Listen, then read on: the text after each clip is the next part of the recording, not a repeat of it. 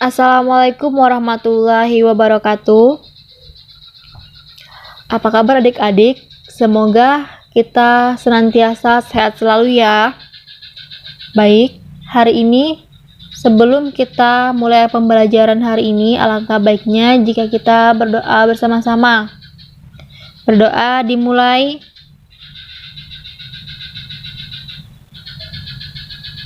Berdoa selesai. Baik, hari ini kita akan belajar membahas di bab 4. Materinya tentang adab sholat. Adapun tujuan pembelajaran terbagi menjadi 3 macam. Yang pertama, siswa dapat mengetahui pengertian sholat. Yang kedua, siswa dapat mengetahui dalil tentang sholat. Dan yang ketiga, siswa dapat mengetahui adab tentang sholat. Pembahasan pertama kita akan membahas tentang pengertian sholat. Sholat secara bahasa berasal dari bahasa Arab yang memiliki arti doa.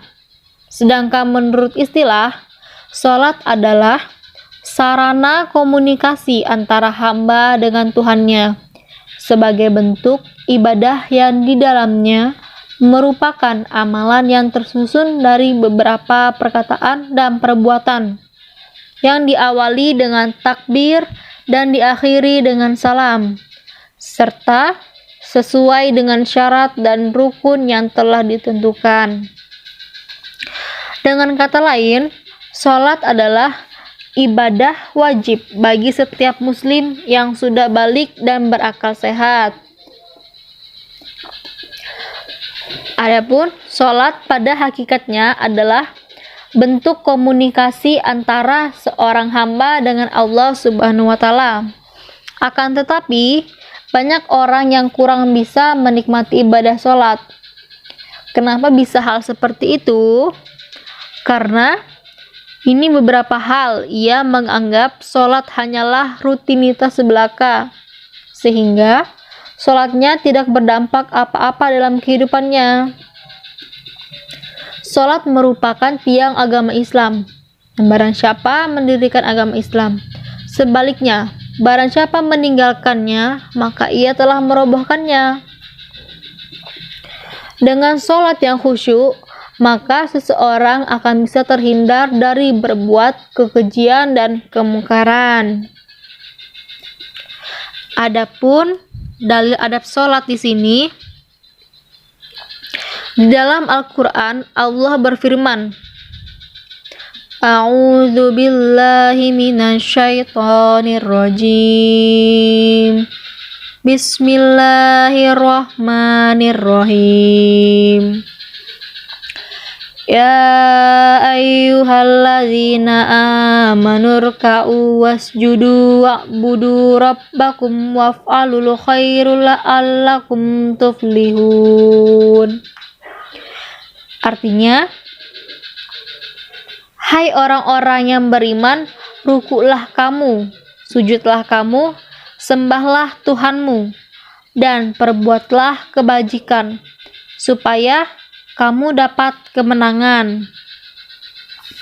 Quran Surah Al-Hajj ayat 77. Shadaqallahul azim. Selanjutnya, kita akan membahas tentang adab-adab sholat. Adab-adab sholat di sini ada 5 macam. Yang pertama, menjaga waktu dan batas-batasannya, atau juga bisa disebut dengan sholat tepat waktu. Yang kedua, membersihkan tempat sholat. Yang ketiga, memakai pakaian yang terbaik. Yang keempat, memahami setiap makna yang diucapkan atau bacaan ketika sholat. Dan yang kelima, yang terakhir, melaksanakan sholat dengan penuh khusyuk dan rasa takut kepada Allah Subhanahu wa Ta'ala. Di sini saya akan menjelaskan ya maksud dari adab-adab sholat tersebut. Yang pertama, menjaga waktu. dan batas-batasannya, atau juga bisa disebut dengan sholat tepat waktu ya. Di sini, ketika waktu sholat masuk, bersegera menunaikannya dengan penuh semangat saat kewajiban itu tiba.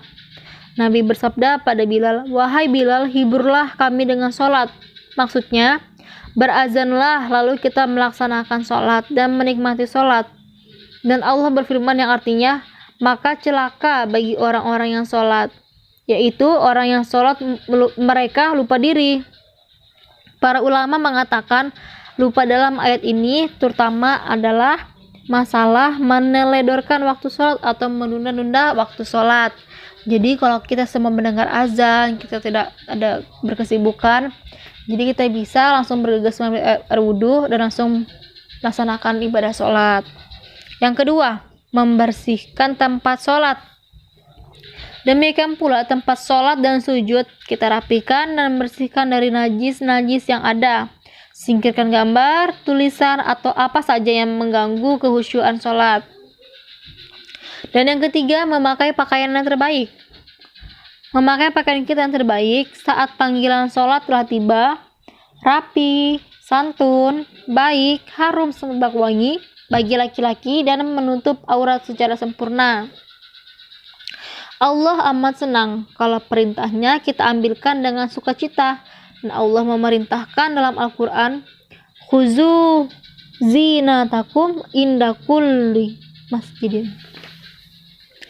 Hai anak Adam, pakailah pakaianmu yang indah di setiap memasuki masjid. Quran Surah Al-A'raf ayat 31. Memakai pakaian terbaik saat sholat merupakan tanda dan wujud syukur seseorang akan nikmat Allah Subhanahu wa Ta'ala yang dikaruniakan padanya.